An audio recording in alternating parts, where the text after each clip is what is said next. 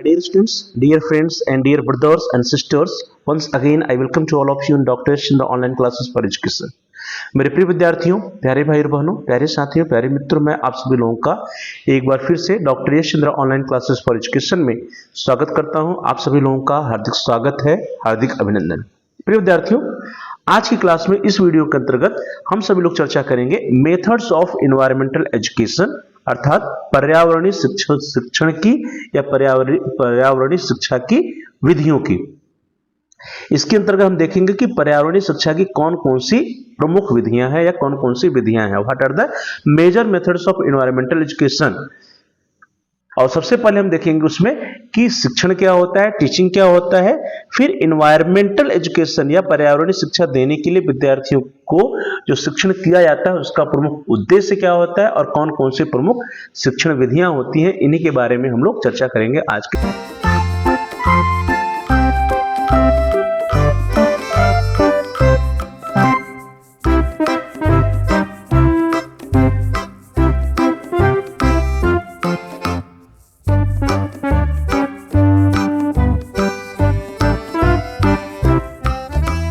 Class को start करते हैं और सबसे पहले डियर स्टूडेंट्स हम बात करेंगे कि टीचिंग या शिक्षण क्या होता है।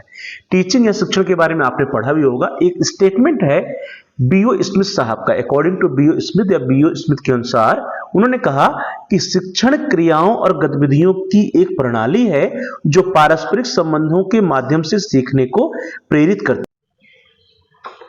Teaching is a system of actions and activities which induce learning through interpersonal relationship। अब यदि आप इस डिफिनेशन को ध्यान से देखिए तो टीचिंग के बारे में कहा गया है कि जो टीचिंग होता है, शिक्षण के होता है, शिक्षण क्रियाओं और गतिविधियों की एक प्रणाली है। अर्थात यहाँ पे यह एक सिस्टम है, एक प्रणाली है जिसके अंतर्गत विद्यार्थी और शिक्षक दोनों आपस में पारस्परिक ढंग से कुछ सीखते हैं। तो पारस्परिक संबंधों के माध्यम से सीखने को प्रेरित करने की प्रक्रिया है teaching. Teaching is a system of actions and activities which induce learning through interpersonal relationship. अर्थात पारस्परिक संबंध के द्वारा शिक्षक जब शिक्षण करता है तो शिक्षक और विद्यार्थी दोनों कुछ न कुछ लर्निंग करते हैं, अधिगम का कार्य करते हैं।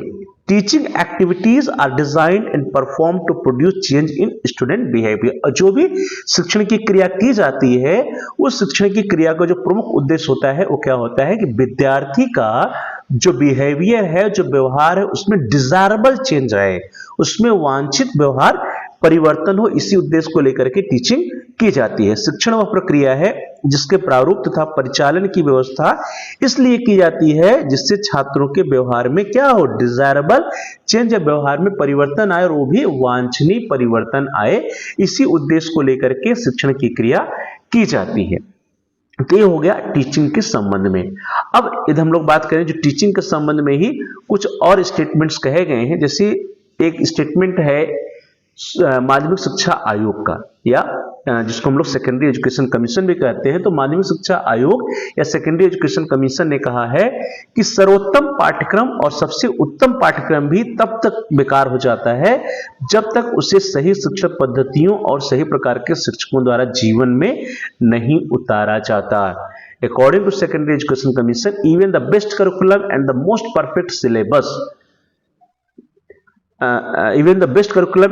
perfect syllabus remain dead unless quickened into life by the right methods of teaching and the right kind of teacher।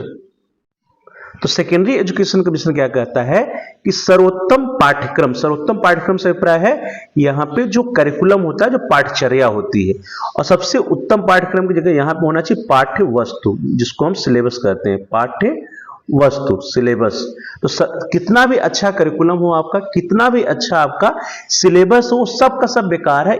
कब तक? जब तक कि जो पढ़ाने वाला शिक्षक है वो सही शिक्षक ना हो, अर्थात सही शिक्षक ना हो, सही शिक्षण विधि पद्धतियों के द्वारा सही टीचिंग मेथड्स के द्वारा शिक्षण का कार्य नहीं किया जाए। तो सही शिक्षण पद्धतियों और सही प्रकार के शिक्षकों के द्वारा जब तक उस करिकुलम, उस सिलेबस, उस पाठ्यवस्तु, पाठचर्या का शिक्षण नहीं किया जाता है तब तक वो बेकार होता है। According to secondary education commission, even the best curriculum, जो सबसे अच्छा करिकुलम है, and the most perfect syllabus remains dead. क्या है? मृत प्राय है, डेड है। कब तक? Unless quicken into life by right methods of teaching and the right kind of teacher. तो राइट काइंड ऑफ टीचर्स के द्वारा ही राइट मेथड्स ऑफ टीचिंग जब की जाती है तभी कोई भी करिकुलम या कोई भी सिलेबस, कोई भी पाठ्यचर्या जो है वो विद्यार्थियों के लिए उपयोगी होती है, तभी विद्यार्थी उसका लाभ उठा सकते हैं। पर्यावरण शिक्षा के लिए जो भी शिक्षण विधियां हैं, उन शिक्षण विधियों में मुख्यतः 4 बातों पर विचार किया जाता है। Teaching methods for environmental education are mainly considered on 4 things. अर्थात जब हम एनवायरमेंटल एजुकेशन या पर्यावरण की शिक्षा विद्यार्थियों को देते हैं तो मुख्य रूप से 4 बातों पर हम ध्यान रखते हैं। The first one is awareness या जागरूकता। इसके अंतर्गत हम विद्यार्थियों को क्या करते हैं, अपने एनवायरनमेंट के प्रति, अपने पर्यावरण के प्रति जागरूक करने का प्रयास करते हैं। इसमें पर्यावरण के भौतिक, सामाजिक और सौंदर्य संबंधी पहलुओं के बारे में व्यक्ति को जागरूक बनाना शामिल है। जागरूकता से समझ पैदा होती है और समझ से कार्यवाही या एक्शंस आता है। अर्थात हम जब पर्यावरण की शिक्षा विद्यार्थियों को दें तो विद्यार्थियों को उनका जो भौतिक पर्यावरण है, सामाजिक पर्यावरण है और साथ ही साथ जो उनका एस्थेटिकल एनवायरनमेंट है, उन सभी के जो डिफरेंट डायमेंशंस होते हैं उसके प्रति विद्यार्थियों को जागरूक करना चाहिए। और जब विद्यार्थी जागरूक हो जाएंगे तो उसके बाद उनके अंदर जो है उससे रिलेटेड अंडरस्टैंडिंग डेवलप होगी, और जब अंडरस्टैंडिंग डेवलप होगी तभी उसके अनुसार वे क्रिया करेंगे, तभी उनके व्यवहार में वो बातें आएंगे। तो फर्स्ट एम इज, जो पहला जो पॉइंट है that is awareness. To create awareness among the students, it includes making the individual conscious about the physical, social and aesthetic aspects of environment. Awareness leads understanding and understanding leads to action। अर्थात जब aware होंगे विद्यार्थी तो उससे उनकी समझ बढ़ेगी, understanding बढ़ेगी, और जब अंडरस्टैंडिंग बढ़ेगी तभी वो जो है उस पर कार्य कर सकेंगे। That will lead to action. और जो सेकेंड पॉइंट है, जो दूसरी बातें विचार करने योग्य है, that is the real life situation या वास्तविक जीवन की स्थिति। अर्थात जो पर्यावरण की शिक्षा हम विद्यार्थियों को दें तो हम ऐसी शिक्षण विधि अपनाएं जो कि विद्यार्थियों के वास्तविक जीवन से उस शिक्षा को जोड़ सके। अर्थात पर्यावरण या वातावरण की जब हम शिक्षा प्रदान करें तो विद्यार्थियों के जीवन से जुड़े हुए पहलू जो है पर्यावरण से संबंधित, उसका उदाहरण लेकर के उसके द्वारा हम विद्यार्थियों को जब सिखाने का प्रयास करेंगे तभी विद्यार्थी अच्छे से सीख पाएगा। तो वास्तविक जीवन की स्थिति अर्थात शिक्षण विधि की सहायता से विद्यार्थी के जीवन को पर्यावरण से जोड़ना चाहिए। ऐसे टीचिंग मेथड का हमें यूज करना होगा जिससे कि विद्यार्थी एनवायरनमेंट से लिंक हो जाए। विद्यार्थी के जीवन में जो पहलू है उन पहलुओं को हमें अपने टीचिंग मेथड्स के द्वारा, शिक्षण विधि के द्वारा पर्यावरण से विद्यार्थी को जोड़ना पड़ेगा, और तभी जाकर के उसके अंदर इको फ्रेंडली व्यवहार उसके अंदर डेवलप हो पाएगा। तो सेकंड ये है। थर्ड जो पॉइंट है जिस पे हमें ध्यान देना है that is the conservation and preservation. अर्थात संरक्षण और परिरक्षण। संरक्षण और परिरक्षण किसका? प्राकृतिक संसाधनों का। तो शिक्षण विधि प्राकृतिक संसाधनों के संरक्षण और परिरक्षण की तकनीक और रणनीतियों से संबंधित होनी चाहिए। अर्थात हमें एक ऐसी टीचिंग मेथड्स का प्रयोग करना पड़ेगा जिससे कि विद्यार्थियों के अंदर जो भी हमारे एनवायरमेंटल जो भी रिसोर्सेज हैं, जो नेचुरल रिसोर्सेज हैं, प्राकृतिक संसाधन है, उसके संरक्षण करने की, उसका कंजर्वेशन करने की, उसका प्रिजर्वेशन करने की जो शैली होती है विद्यार्थियों के अंदर विकसित हो जाए, वो भावना विद्यार्थियों के अंदर विकसित हो सके। तो शिक्षण विधि क्या हो? शिक्षण विधि प्राकृतिक संसाधनों के संरक्षण और परिरक्षण की तकनीक और रणनीतियों से संबंधित होनी चाहिए। अर्थात विद्यार्थी के अंदर वे सारे टेक्निक्स और स्ट्रेटजीज डेवलप हो जाएं जिससे कि वे नेचुरल रिसोर्सेज का संरक्षण कर सके, प्रिजर्वेशन कर सके। इस पर हमें ध्यान देना होगा। Conservation and preservation. The teaching method should be related to the techniques and strategies of conservation and preservation of natural resources. अर्थात जो टीचिंग मेथड हमारी ऐसी हो जिसमें हम वो टेक्निक सिखाएं, वो स्ट्रेटजी सिखाएं विद्यार्थियों को, जिससे कि विद्यार्थी नेचुरल रिसोर्सेज के कंजर्वेशन और प्रिजर्वेशन करने के योग्य हो जाए, एबल हो जाए। और जो चौथे पॉइंट जो हमें ध्यान देना है टीचिंग मेथड्स के द्वारा, जो इन्वायरमेंटल या पर्यावरणीय शिक्षा विद्यार्थियों को देंगे, तो जो शिक्षण विधि हो ऐसी शिक्षण विधि हो जो सस्टेनेबल डेवलपमेंट या सतत विकास पर ध्यान देती हो, सतत विकास के गुणों को विकसित करने वाली हो। तो शिक्षण विधि संसाधनों का उचित उपयोग और शोषण पर नियंत्रण करने वाला होना चाहिए। The teaching method should control the proper use and exploitation of resources. यहाँ पे जो शोषण शब्द है, शिक्षण विधि संसाधनों का उचित उपयोग और उसके उचित दोहन को बढ़ावा देने वाला होना चाहिए। शिक्षण विधि संसाधनों का उचित उपयोग और दोहन पर नियंत्रण करने वाला होना चाहिए। That is the teaching method should control the proper use and exploitation of resources. हमारा जो पर्यावरण शिक्षा प्रदान करने की जो विधि होनी चाहिए वो ऐसी विधि हो जो कि सस्टेनेबल डेवलपमेंट को बढ़ावा देने वाला हो। सस्टेनेबल डेवलपमेंट से अभिप्राय है कि जो हमारे पास रिसोर्सेज हैं, जो संसाधन हैं, उन संसाधनों का हम उचित उपयोग करें और उसका उचित दोहन करें, अनावश्यक दोहन ना करें, अर्थात अनावश्यक उसका हम यूज ना करें। The teaching method should control the proper use and exploitation of resources. जो रिसोर्सेज का हम दोहन कर रहे हैं, आवश्यकता से अधिक यूज करें, वो यूज ऐसा यूज नहीं होना चाहिए, बल्कि हमेशा जब भी हम रिसोर्सेज का, नेचुरल रिसोर्सेज का यूज करें तो उसमें हमारे ध्यान में होना चाहिए कि जो हमारी आने वाली पीढ़ी है, उस आने वाली पीढ़ी को हम क्या देने जा रहे हैं, उनके लिए हम क्या छोड़ करके जा रहे हैं, क्या हम उनके लिए बचा रहे हैं, अर्थात सस्टेनेबल डेवलपमेंट पे हमारा ध्यान अवश्य होना चाहिए। अब हम लोग बात कर लेते हैं ऑब्जेक्टिव और डिफरेंट एनवायरमेंटल टीचिंग मेथड्स। विभिन्न पर्यावरण शिक्षण विधियों के उद्देश्य। जो भी पर्यावरण शिक्षण की विधियां हैं उनके क्या क्या उद्देश्य होते हैं, मींस एनवायरमेंटल एजुकेशन देने के लिए जिन भी हम टीचिंग मेथड्स का प्रयोग करते हैं उसके क्या ऑब्जेक्टिव होते हैं। सबसे पहले ऑब्जेक्टिव एट एलिमेंट्री स्टेज, अर्थात प्रारंभिक स्तर पर क्या क्या उद्देश्य होते हैं। जो एलिमेंट्री के बच्चे होते हैं, प्राथमिक स्तर के बच्चे होते हैं, उन प्राथमिक स्तर के विद्यार्थियों को हम जब पर्यावरणीय शिक्षा देते हैं तो उस पर हमें किस चीज पर फोकस करना चाहिए, कौन सी टीचिंग मेथड यूज करनी चाहिए। सबसे पहले बच्चों को पर्यावरण के प्रति संवेदनशील बनाने का प्रयास किया जाता है। सबसे ज्यादा जोर जागरूकता पैदा करने पर होना चाहिए। उसके बाद वास्तविक जीवन की स्थिति 20% और संरक्षण पर 5%। देखिए यहाँ पे परसेंटेज में बात की गई है और कहा गया है कि प्राथमिक स्तर या प्रारंभिक स्तर के बच्चों को जो हम पर्यावरण की शिक्षा दें तो हमें क्या करना पड़ेगा, सबसे पहले उन बच्चों को हमें अवेयर करना पड़ेगा, जागरूक करना पड़ेगा, और जागरूकता पर हमें 75% ध्यान देना चाहिए, 75%। और जागरूकता के बाद फिर उनकी जो जीवन है, उन जीवन से इस जो इन्वायरमेंट से रिलेटेड उनका रियल लाइफ है, वास्तविक जीवन है, उस पर 20% और इन्वायरमेंट के कंजर्वेशन पे, संरक्षण पर 5% हमें ध्यान देना चाहिए प्राथमिक स्तर की शिक्षा में। The attempt is made to sensitise the child about environments. Emphasis should be mostly on 75% on building up awareness followed by real life situation 20% and conservation of natural resources और इन्वायरमेंट्स ऑन 5%। ये प्राथमिक स्तर पर होना चाहिए, क्योंकि प्राथमिक स्तर पर सबसे पहला काम होता है अपने विद्यार्थियों को जागरूक करना, अवेयर करना। इसके बाद आता है प्राइमरी के बाद लोअर सेकेंडरी स्टेज या मिडिल स्टेज जिसको हम लोग कहते हैं, या निम्न माध्यमिक स्तर। तो निम्न माध्यमिक स्तर पर क्या उद्देश्य हो सकते हैं? इस स्तर पर पर्यावरण शिक्षण का उद्देश्य वास्तविक जीवन का अनुभव, जागरूकता और समस्या की पहचान होनी चाहिए। अब यहाँ पे देखिए जो सेकंड स्टेज आ रहा है, यहाँ पे हम विद्यार्थियों को उनके जीवन से जोड़ रहे हैं। वास्तविक जीवन का अनुभव, पर्यावरण से संबंधित जो उनका जीवन है उस वास्तविक जीवन का अनुभव कराना, उनको अवेयर करना, और पर्यावरण से संबंधित जो समस्याएं हैं उसके प्रति विद्यार्थियों को जागरूक करने का हमारा प्रयास होना चाहिए लोअर सेकेंडरी स्टेज पर। जागरूकता की मात्रा वास्तविक जीवन की स्थिति के साथ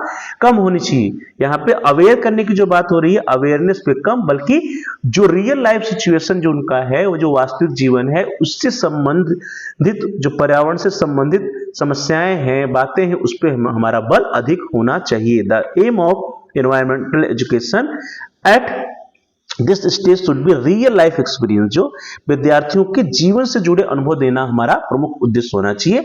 अवेयरनेस एंड प्रॉब्लम आइडेंटिफिकेशन।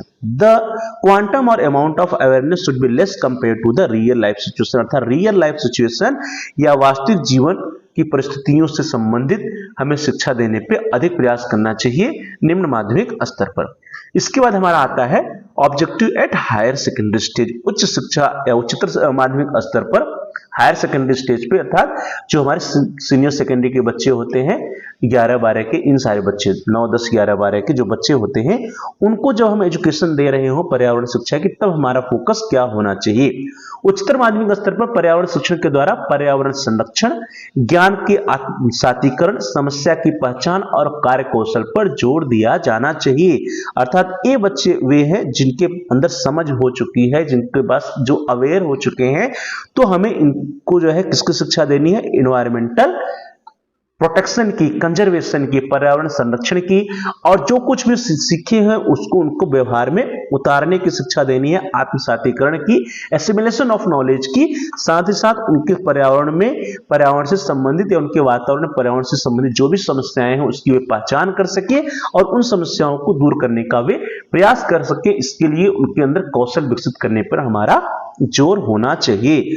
तो environmental education at the higher secondary level should emphasise on environmental conservation और protection, assimilation of knowledge, problem identification and work skills. उच्चतर माध्यमिक स्तर पर पर्यावरण शिक्षण के द्वारा पर्यावरण संरक्षण, ज्ञान के आत्मसातीकरण, समस्या की पहचान और कार्य कौशल पर जोर दिया जाना चाहिए। तो ये था कि विभिन्न स्तर पे, चाहे हम हायर सेकेंडरी स्टेज की बात करें, चाहे लोअर सेकेंडरी स्टेज की बात करें, चाहे प्राइमरी या एलिमेंट्री स्टेज की बात करें, जो भी हम टीचिंग मेथड्स यूज करेंगे विद्यार्थियों को एनवायरमेंटल एजुकेशन देने के लिए, उसके क्या क्या ऑब्जेक्टिव या उद्देश्य हो सकते हैं। अब हम बात कर लेते हैं वे कौन कौन सी प्रमुख विधियां हैं जिनके द्वारा हम विद्यार्थियों को पर्यावरणीय शिक्षा प्रदान कर सकते हैं। Major methods of environmental education या पर्यावरणीय शिक्षा की प्रमुख विधियां, ये जितनी भी विधियां हैं इन सभी विधियों के बारे में हम सभी लोग आगे आने वाली कक्षाओं में बारी बारी से चर्चा करेंगे। देखिए प्रमुख विधियों में क्या है, एक तो है डिस्कशन या परिचर्चा विधि, चर्चा विधि, दूसरा है सेमिनार या संगोष्ठी विधि, तीसरा है कार्यशाला या वर्कशॉप विधि, चौथा है डायलॉग या संवाद विधि, पांचवा है प्रॉब्लम सॉल्विंग या समस्या समाधान विधि, छठवां है फील्ड सर्वे या क्षेत्र सर्वेक्षण विधि, सातवां है प्रोजेक्ट्स या परियोजना विधि और आठवां है एग्जीबिशन या प्रदर्शनी विधि। ये 8 प्रमुख विधियां हैं जिनके बारे में आपको अध्ययन करना है और यही वे विधियां हैं जिनके द्वारा हमको विद्यार्थियों को एनवायरमेंटल एजुकेशन देना चाहिए, एनवायरमेंटल एजुकेशन प्रदान करने की प्रमुख विधियां हैं। इसके अलावा भी कुछ अन्य विधियां हैं, जैसे जो कि traditional method that is lecture method या व्याख्यान विधि है, लेक्चर कम डिस्कशन मेथड है या व्याख्यान सह चर्चा विधि है, प्रोजेक्ट मेथड जो परियोजना विधि ऊपर विधि, सोर्स मेथड या स्रोत विधि है, सोशलाइज्ड रेसाइटेशन दैट इज सामाजिकृत अभिव्यक्ति विधि या समाजमिति विधि, सुपरवाइज स्टडी या पर्यवेक्षित अध्ययन। ये सारी विधियां हैं जिनके द्वारा हम पर्यावरण शिक्षा विद्यार्थियों को प्रदान कर सकते हैं। ये जो प्रमुख विधियां हैं, जिन प्रमुख विधियों में हमने कहा discussion, seminar, workshop, dialogue, problem solving, field survey, projects, exhibition, इसके बारे में हम सभी लोग आने वाली कक्षाओं में बारी बारी से चर्चा करेंगे क्योंकि ये आपके सिलेबस में भी है। तो इस तरह से हम लोगों ने इस आज की क्लास में देखा कि एनवायरमेंटल एजुकेशन प्रदान करने की प्रमुख शिक्षण विधियां कौन कौन सी हैं और उनके ऑब्जेक्टिव्स क्या है, उद्देश्य क्या, कौन कौन सी बातें हमें ध्यान में रखनी चाहिए, किस पर हमें विचार करना चाहिए जब हम विद्यार्थियों को पर्यावरणीय शिक्षा प्रदान कर रहे हो, या किस टीचिंग मेथड्स का प्रयोग करना है, किस स्तर पर प्रयोग करना है, उसके लिए कौन कौन से उद्देश्य होते हैं, क्या क्या बातें विचारनी होती हैं, उसके बारे में हम लोगों ने चर्चा की। चलिए अब कुछ एक्सरसाइज है आपके लिए, कुछ ऑब्जेक्टिव प्रश्न है आपके लिए। पहला ऑब्जेक्टिव जो प्रश्न है वो आपकी स्क्रीन पर आ रहा है, इसका आंसर आप दे सकते हैं चैट बॉक्स में। निम्नलिखित में से कौन सी पर्यावरणीय शिक्षा की प्रमुख विधि नहीं है? Which of the following is not a major method of environmental education? Options are field survey, क्षेत्र सर्वेक्षण, वर्कशॉप, कार्यशाला, प्रॉब्लम सॉल्विंग या समस्या समाधान, ऑनलाइन लर्निंग या ऑनलाइन शिक्षण। आप कमेंट बॉक्स में जाकर के अपना आंसर लिख सकते हैं। क्या है dear students? Field survey, workshop, problem solving, ये सभी जो है क्या है एनवायरमेंटल एजुकेशन की प्रमुख विधियां हैं। जो डी आपका है जिसको हम लोग कह रहे हैं ऑनलाइन लर्निंग या ऑनलाइन टीचिंग, ये जो है पर्यावरण शिक्षण की प्रमुख विधि में नहीं आती, तो यहाँ पे डी ऑप्शन जो है that is the right option. Next question है question number 2, at the lower secondary stage environmental education emphasises on which of the following? निम्न माध्यमिक स्तर पर पर्यावरण शिक्षा निम्नलिखित में से किस पर जोर देती है? Your options are preservation of the environment, पर्यावरण का संरक्षण, बी है real life experience and problem identification, वास्तविक जीवन का अनुभव और समस्या की पहचान, सी है सस्टेनेबल डेवलपमेंट या सतत विकास, डी है कंजर्वेशन टेक्निक्स या संरक्षण तकनीक। तो डियर स्टूडेंट्स जितने भी विधियां यहाँ पे दी गई हैं इन सभी में से जो मोस्ट अप्रोप्रिएट आंसर, सभी आंसर सही लेंगे, जो मोस्ट अप्रोप्रिएट आंसर है that is the B option. पर्यावरण शिक्षण से संबंधित जो निम्न माध्यमिक स्तर या लोअर सेकेंडरी स्टेज पे हमें क्या किस पर ज्यादा ध्यान देना है? Real life experience and problem identification, वास्तविक जीवन का अनुभव और समस्या की पहचान। So here the B option is the right option. अगला प्रश्न question number 3, according to the secondary education commission what remains useless without the right teaching methods? माध्यमिक शिक्षा आयोग के अनुसार सही शिक्षण विधियों के बिना क्या बेकार रह जाता है? Options are environmental awareness, the curriculum and syllabus, real life situation knowledge, problem solving strategies, पर्यावरण जागरूकता, पाठ्यक्रम और सिलेबस, वास्तविक जीवन की स्थिति का ज्ञान और समस्या समाधान की रणनीतियां। तो right answer is curriculum and syllabus. अगर करिकुलम सिलेबस कितना भी अच्छा बना लीजिए, अगर टीचिंग मेथड सही नहीं है, सही टीचर्स नहीं है, तो सब कुछ बेकार हो जाता है। सो यहाँ पे B option is the right option. तो डियर स्टूडेंट्स, इस तरह से हम सभी लोगों ने आज की क्लास में इस वीडियो के अंतर्गत मेथड्स ऑफ एनवायरमेंटल एजुकेशन या पर्यावरणीय शिक्षण की विधियों के बारे में चर्चा किया, और हमने ये भी चर्चा किया कि आने वाली कक्षाओं में, आने वाली क्लास में कौन कौन सी प्रमुख शिक्षण विधियां हैं जिसके बारे में हम अध्ययन करेंगे। आप सभी लोगों का बहुत बहुत धन्यवाद। Thanks for watching, thanks to all of you. Please like, share and comment on the video, also subscribe the channel. Dear friends, आप इस वीडियो को लाइक करिए, इस वीडियो को अधिक से अधिक शेयर कीजिए, और इस वीडियो पे आप कमेंट्स भी कर सकते हैं। और साथ साथ यदि अभी तक आपने चैनल को सब्सक्राइब नहीं किया तो कृपया आप चैनल को सब्सक्राइब कर लीजिए।